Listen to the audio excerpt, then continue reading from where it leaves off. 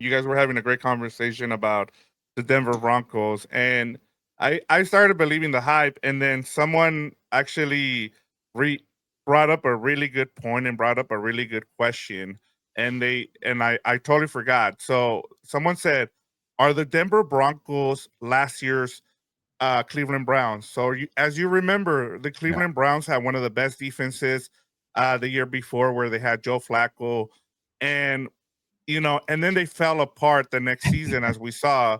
Everything makes that guy snooze.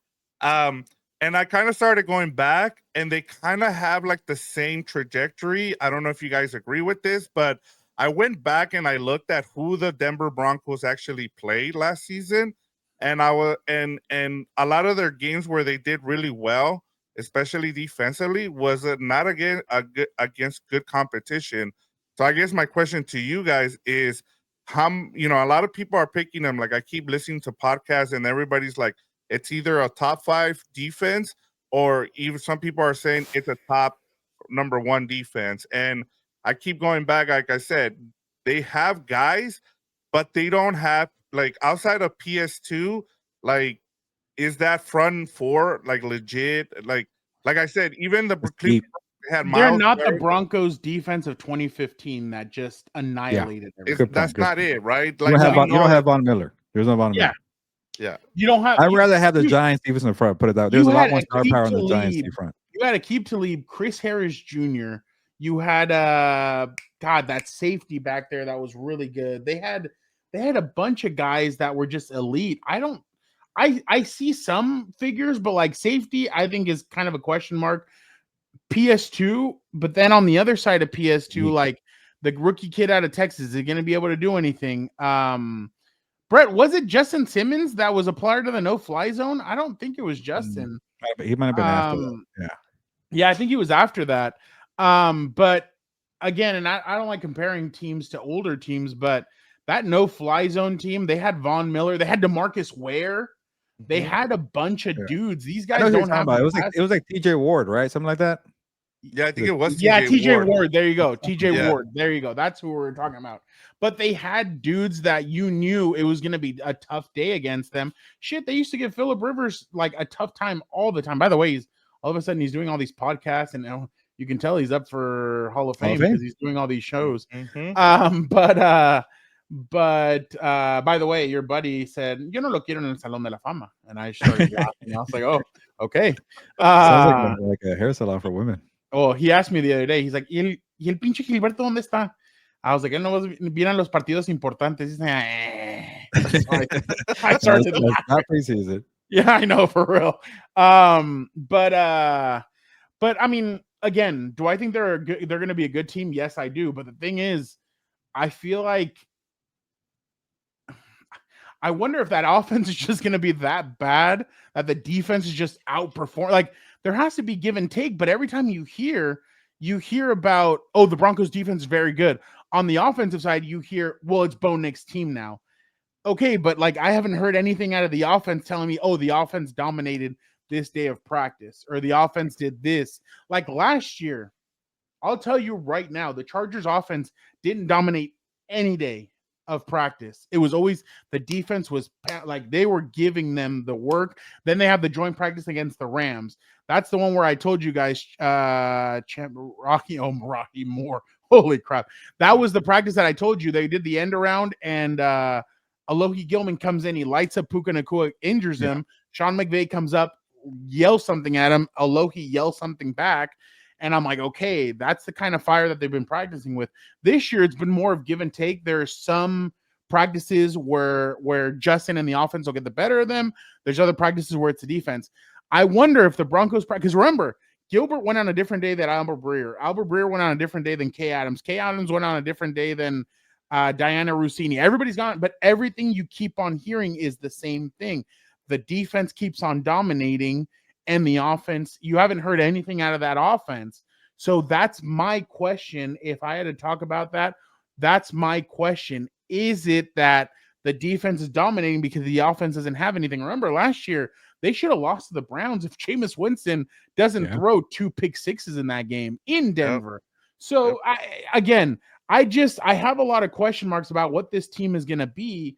And I'm not trying to be an asshole or whatever about saying it, but I just believe that there's a little bit more to this than just, oh, they're Super Bowl bound.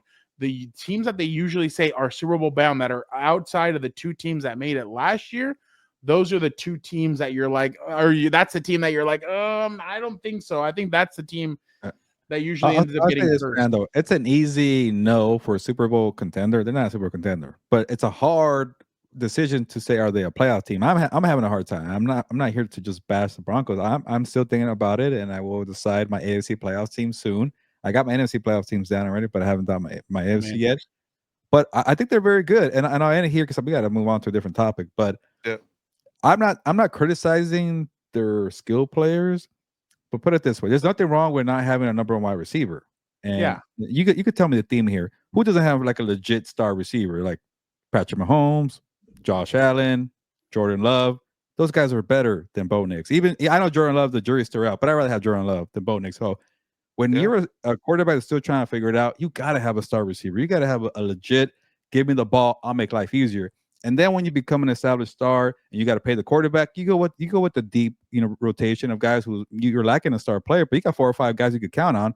That's what Josh Allen and Patrick Mahomes are doing. Even Lamar Jackson too, right? I can't, Isaiah Flowers is okay.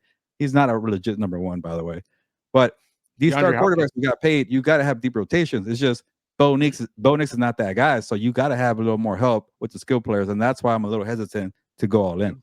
And that's why last year a lot of fans were a little frustrated with Jim because they're like, well, we have Ladd, but Ladd, it took him 6 to 7. Like it was that Saints game where he had over 120 yards. That was the game that everybody was like, oh shit, okay, Ladd's a player. Before that, they were criticizing Ladd after the Cardinals game because he had 2 drops in that game. So it takes a little bit of time for these guys to kind of develop. But I completely agree with you because remember, the Packers, they only had that 8-game stretch at the end of the year. They had the 2 playoff games where you're like, oh, okay. But then last year, there was a lot of like roller coaster effect. Jordan Love got hurt twice. Then Jordan Love's now hurt again. Yeah. So there's a lot of different, and Brett's right. Mark Andrews, Derrick Henry, I get with them, but I completely agree with quarterback. You got to go about it a different way. And I'm just saying, guys like that can handle it. I don't think Bo Nix could do it. Well, and like last year, people were mad because they brought in Will Dissly, and it's like, well, Will Dissly isn't much to kind of like rave about when it comes to having a veteran quarterback like I feel like Herbert can handle it too. No, I agree, but that's what I'm saying. If a guy like Herbert can handle it, a second-year guy like Bo Nix shouldn't. And I think Sean Payton sometimes is a little cocky, and he's like, well, that's my system. My system can do this. My system can do that. But any quarterback they are like in cap hell because of Russell Wilson from exactly. Yeah, no. Yeah. Kind of and that's what I mean is that they should have prioritized offense a little bit more in this draft.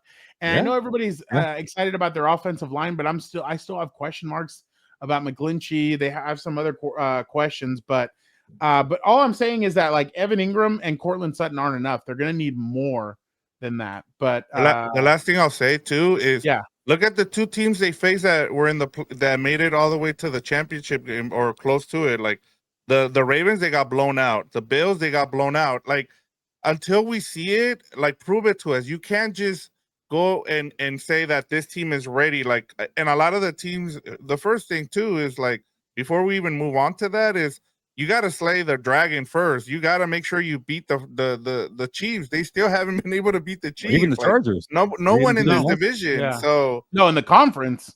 Yeah. Well, and again, he hasn't even gotten his beak wet, and we're talking about Super Bowl. Like, the kid went to Buffalo, and he couldn't muster up anything on offense. Yeah, he got beat down. And so I mean, you got to get your beak wet before you start doing that.